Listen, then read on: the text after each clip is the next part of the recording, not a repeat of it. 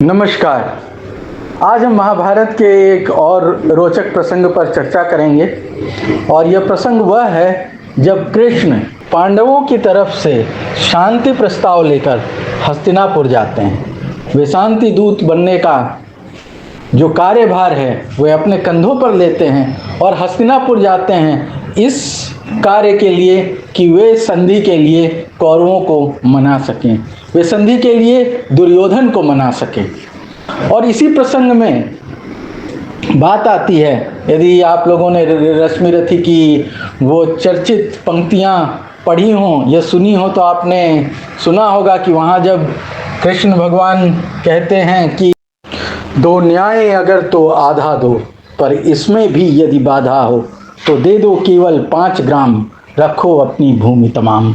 हम वही खुशी से खाएंगे, परिजन पर असी न उठाएंगे। दुर्योधन वह भी दे न सका, आशीष समाज की ले न सका।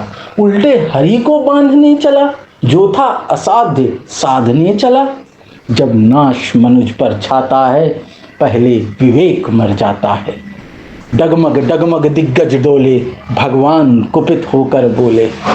तू मुझे बांधने आया है, जंजीर बड़ी क्या लाया है। जंजीर बढ़ा अब साध मुझे, हाँ हाँ दुर्योधन बांध मुझे।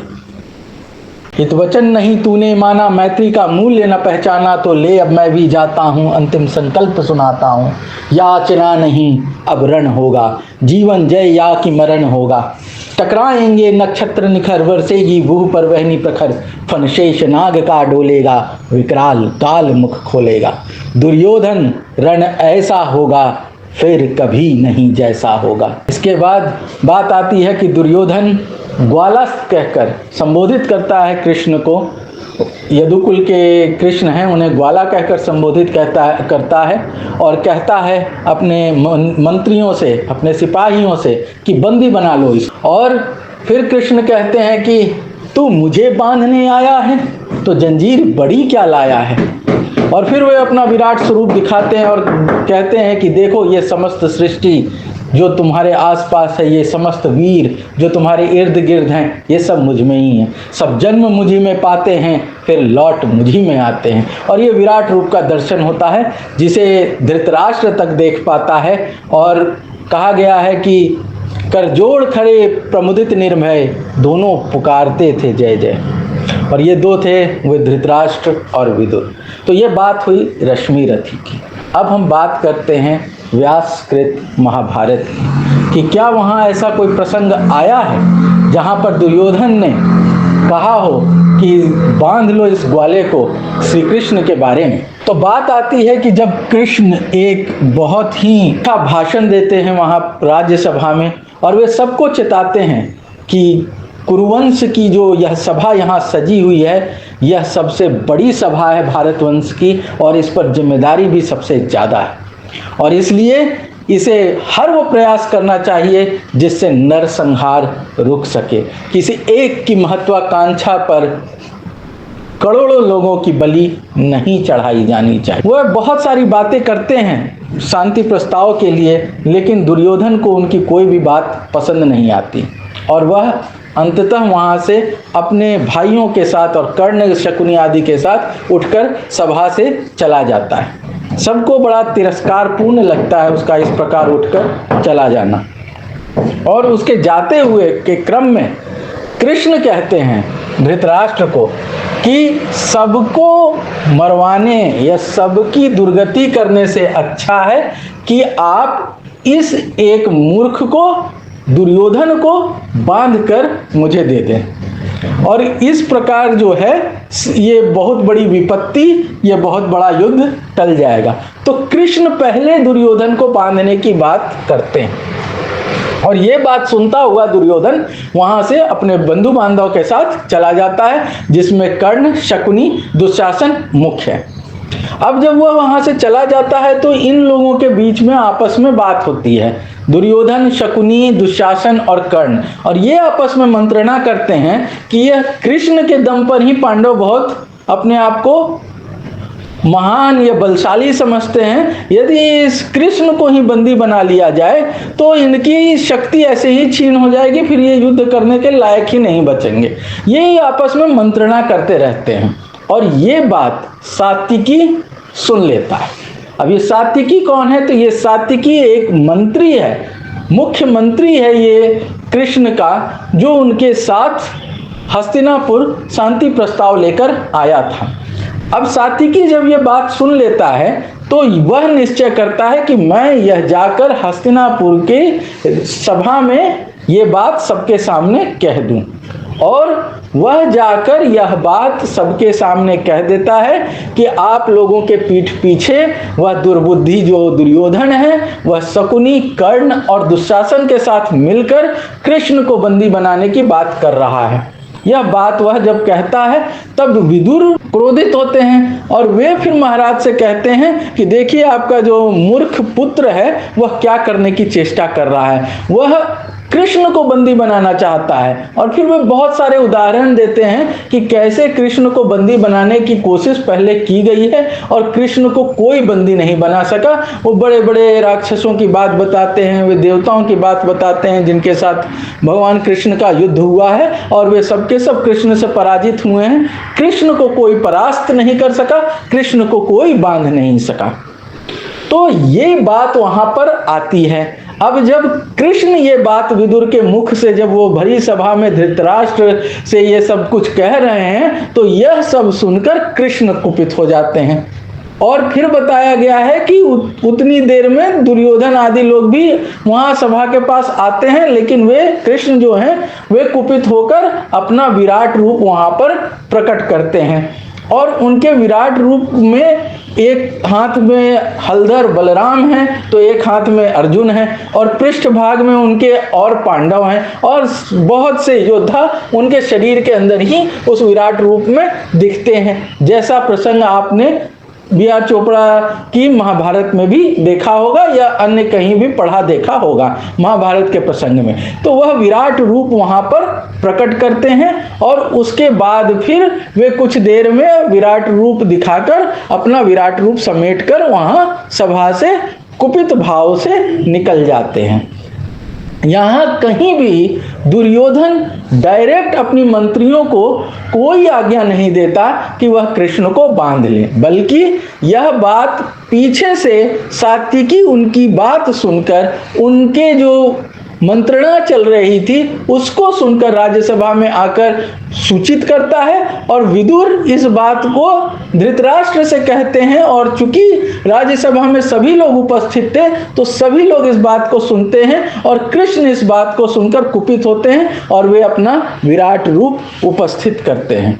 तो इसी कथा को हम डिटेल में देखते हैं कि महाभारत में क्या लिखा गया है। तो यहाँ कहा जाता है कि वैशंपायन जी कहते हैं कि जिस समय भगवान कृष्ण ये सब बातें कह रहे थे, मतलब जब उनका प्रभावी भाषण और समझाना बुझाना चल रहा था, उसी समय दुशासन ने बीच में ही अमर्षशील दुर्योधन से कौरव सभा में ही कहा कि राजन, यदि आप अपनी इच्छा से पांडवों के साथ संधि नहीं करेंगे तो जान पड़ता है कौरव लोग आपको बांधकर कुंती पुत्र युधिष्ठिर के हाथ में सौंप देंगे। नरश्रेष्ठ पितामह भीष्म, आचार्य द्रोण और पिताजी ये कर्ण को, आपको और मुझे, इन तीनों को ही पांडवों के अधिकार में दे देंगे।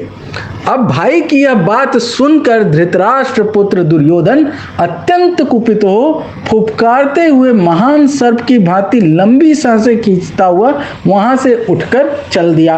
वह दुर्बुद्धि, निर्लज्ज, अशिष्ट, पुरुषों की भांति मर्यादा सुने अभिमानी तथा माननीय पुरुषों का अपमान करने वाला था।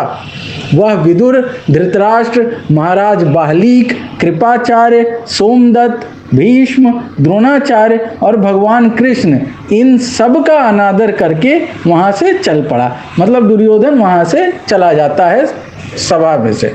फिर बात आती है कि नरश्रेष्ठ दुर्योधन को वहां से जाते देख उसके भाई, मंत्री तथा सहयोगी नरेश सब के सब उठकर उसके साथ चल दिए। इस प्रकार क्रोध में भरे हुए दुर्योधन को भाइयों सहित सभा से उठकर जाते देख शांतनु नंदन भीष्म ने कहा, जो धर्म और अर्थ का परित्याग करके क्रोध का ही अनुसरण करता है उसे शीघ्र ही विपत्ति में पड़ा देख उसके शत्रुगण हंसी उड़ाते हैं। राजा धृतराष्ट्र का यह दुरात्मा पुत्र दुर्योधन लक्ष्य सिद्धि के उपाय के विपरीत कार्य करने वाला तथा क्रोध और लोभ के वशीभूत रहने वाला है। इसे राजा होने का मिथ्या अभिमान है। फिर बात आती है कि भरतवंशियों, उसी प्रकार आप लोग दुर्योधन, कर्ण, सुबल पुत्र शकुनी तथा दुशासन को बंदी बनाकर पांडवों के हाथ में दे दें। अब जब ये दुर्योधन वहां सभा से जाने लगता है तो ये सारी बातें भीष्म कहते हैं और फिर कृष्ण एग्जाम्पल देते हैं कि कैसे कंस से किनारा कर लिया गया था, कैसे देवताओं के साथ दानवों का जब महान युद्ध होने वाला था तो उनको बांधकर वरुण देव के हवाले कर दिया गया था ताकि वो समुद्र में ही रहें और ये युद्ध टल जाए। इसी प्रकार इन एग्जाम्पल के द्वारा ये कृष्ण वहाँ कहते हैं कि भरतवंशियों, उसी प्रकार आप लोग दुर्योधन, कर्ण और सुबल पुत्र शकुनी तथा दुशासन को बंदी बनाकर पांडवों के हाथ में दे दें। तो यहाँ पहली बार बांधने या बंदी बनाने की बात आती है। किसकी? तो दुर्योधन, कर्ण, शकुनी और दुशासन की। और बात कौन कर रहे हैं? तो कृष्ण। समस्त कुल की भलाई के लिए एक पुरुष को, एक गांव के हित के लिए एक कुल को, जनपद के भले के लिए एक गांव को और आत्म कल्याण के लिए समस्त भूमंडल को त्याग दें, ऐसी बात ये कहते हैं। और फिर धृतराष्ट्र से कहते हैं कि राजन, आप दुर्योधन को कैद करके पांडवों से संधि कर लें। क्षत्रिय शिरोमणि, ऐसा न हो कि आपके कारण समस्त क्षत्रियों का विनाश हो जाए। तो ये भाषा का प्रयोग वहां कृष्ण करते हैं और ये युक्ति देते हैं कि आप दुर्योधन को बांधकर सौंप दें। तो दुर्योधन को बांधने की बात कृष्ण पहले करते हैं। उसके बाद यहाँ बात आती है कि दुर्योधन के षड्यंत्र का सात्विकी द्वारा भंडाफोड़, श्री कृष्ण की सिंह गर्जना तथा धृतराष्ट्र और विदुर को दुर्योधन को पुनः समझाना। अब इसमें वैशंपायन जी कहते हैं कि जन्मेजय, माता के कहे हुए उस नीति युक्त वचन का अनादर करके दुर्योधन पुनः क्रोध पूर्वक वहां से उठकर उन्हीं अजितात्मा मंत्रियों के पास चला गया।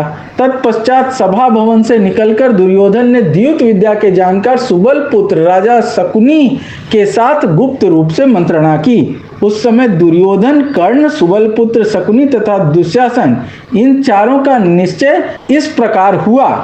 अब ये बात आ रही है कि जब दुर्योधन सभा भवन से निकल के चला जाता है तो धृतराष्ट्र गांधारी को बुलाते हैं कि हम लोग चलो मिल बैठ के इसको समझाते हैं।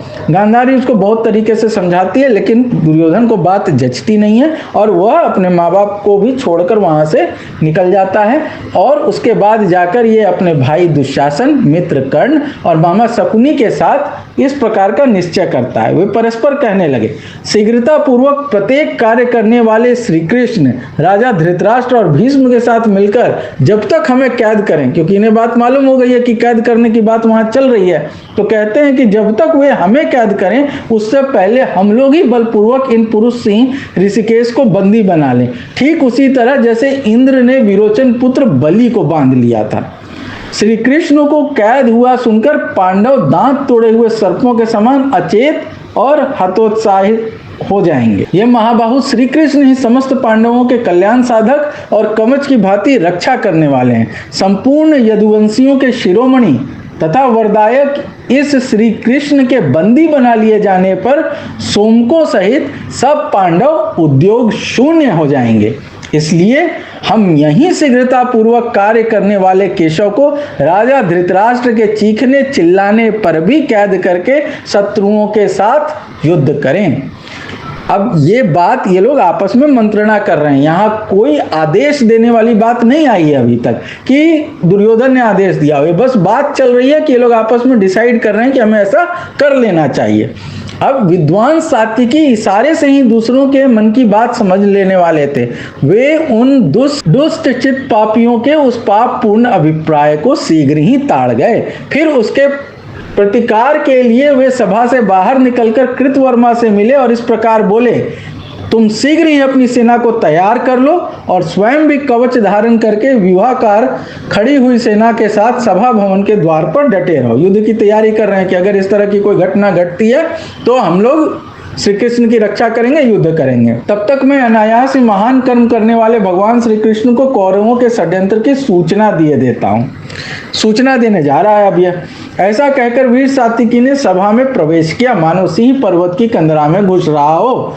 वहां जाकर उन्होंने महात्मा केशव से कौरवों का अभिप्राय बताया, फिर धृतराष्ट्र और विदुर को भी इसकी सूचना दी। सात्विकी ने किंचित मुस्कुराते हुए से उन कौरवों के इस अभिप्राय को इस प्रकार बताया, सभासदों, कुछ मूर्ख कौरव एक ऐसा नीच कर्म करना चाहते हैं जो धर्म, अर्थ और काम सभी दृष्टियों से साधु पुरुषों द्वारा निंदित है। यद्यपि इस कार्य में उन्हें किसी प्रकार सफलता प्राप्त नहीं हो सकती। जैसे बालक और जड़ बुद्धि वाले लोग जलती आग को कपड़े में बांधना चाहें, उसी प्रकार ये मंद बुद्धि कौरव इन कमल नयन भगवान कृष्ण को यहाँ कैद करना चाहते हैं। सात्विकी का यह वचन सुनकर दूरदर्शी विदुर ने कौरव सभा में महाबाहु धृतराष्ट्र से कहा, परम तप नरेश, जान पड़ता है आपके सभी पुत्र सर्वथा काल के अधीन हो गए हैं, इसलिए वे यह अकीर्तिकारक और असंभव कर्म करने को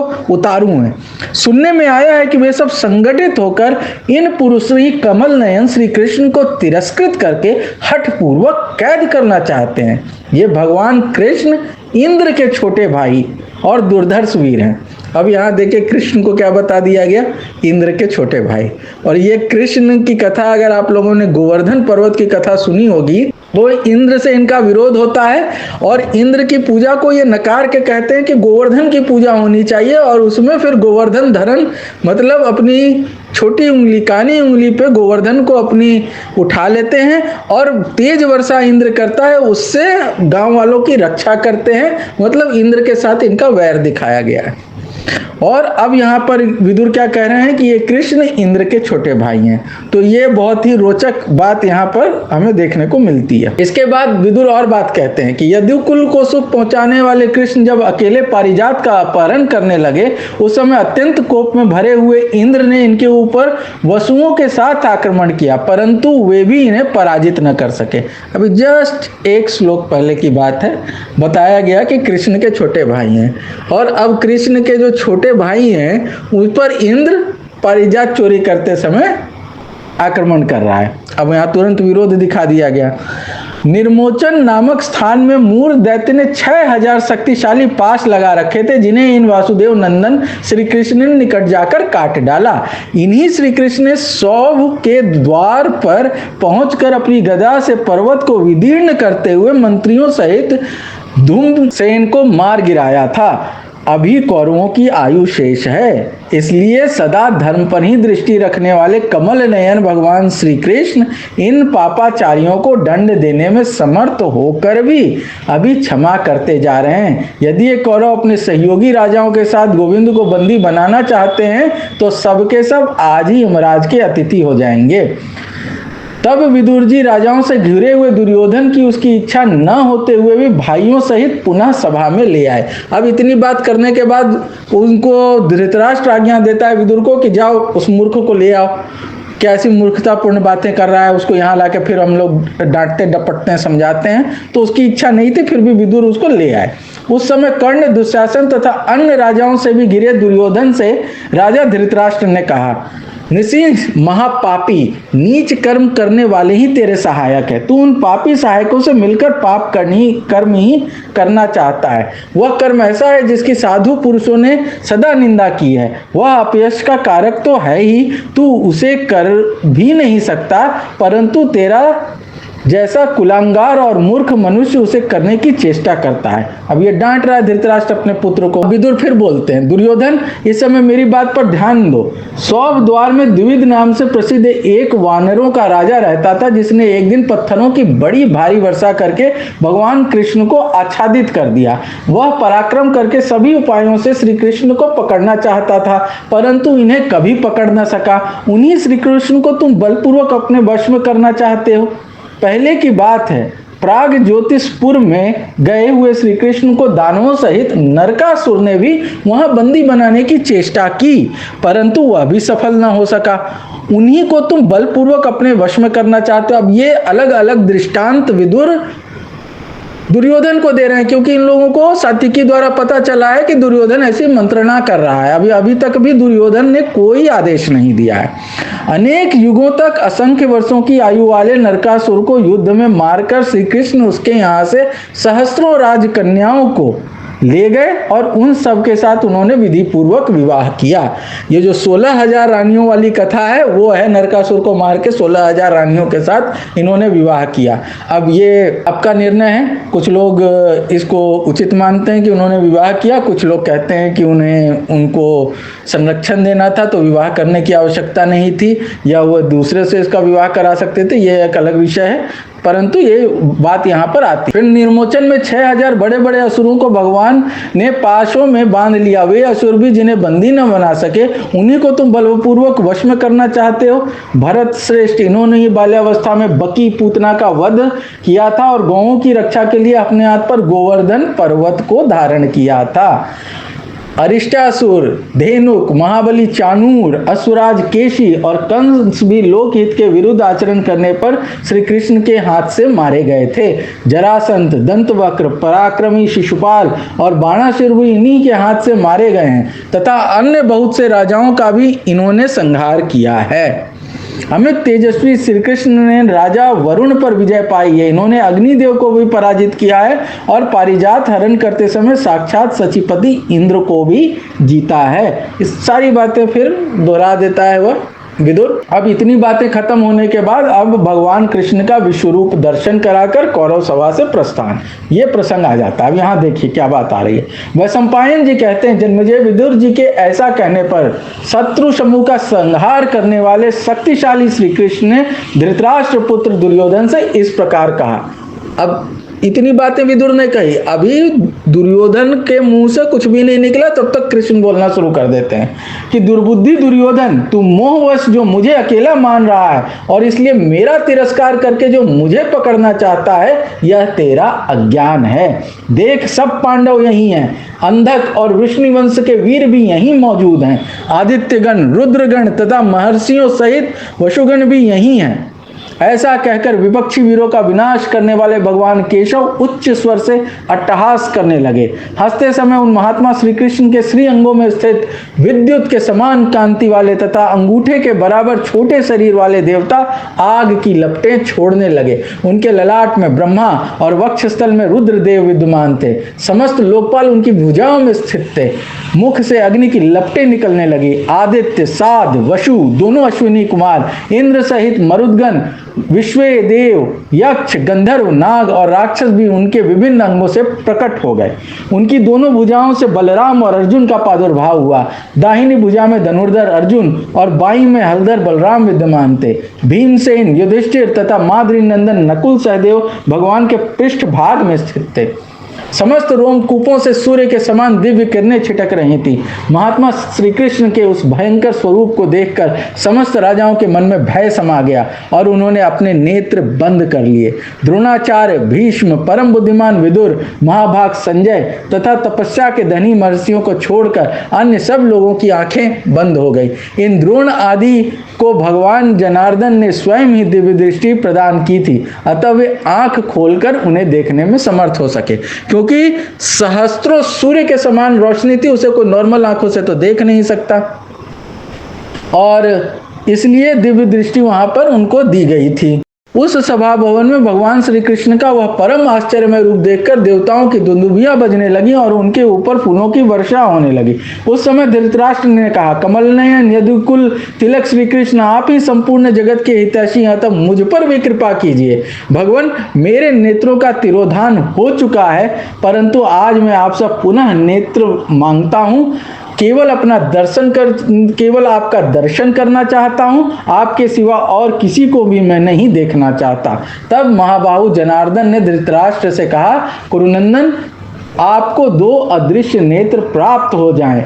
महाराज जन्मेजय, वहाँ यह अद्भुत बात हुई कि धृतराष्ट्र ने भी भगवान श्री कृष्ण से उनके विश्व रूप का दर्शन करने की इच्छा से 2 नेत्र प्राप्त कर लिए।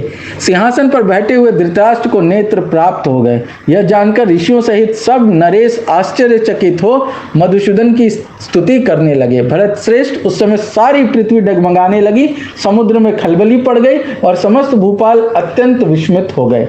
तदंतर शत्रुओं का दमन करने वाले पुरुष श्री कृष्ण ने अपने इस स्वरूप को, उस दिव्य अद्भुत तथा विचित्र ऐश्वर्य को समेट लिया। तत्पश्चात वे मधुसूदन ऋषियों से आज्ञा ले सात्विकी और कृतवर्मा का हाथ पकड़े सभा भवन से चल दिए। उनके जाते ही नारद आदि महर्षि भी अदृश्य हो गए। वो सारा कोलाहल शांत हो गया। यह सब एक अद्भुत सी घटना हुई थी।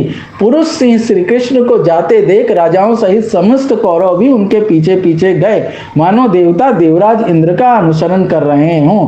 परंतु अप्रमेय स्वरूप भगवान कृष्ण उस समस्त नरेश मंडल की कोई परवाह न करके धूम युक्त अग्नि की भांति सभा भवन से बाहर निकल गए।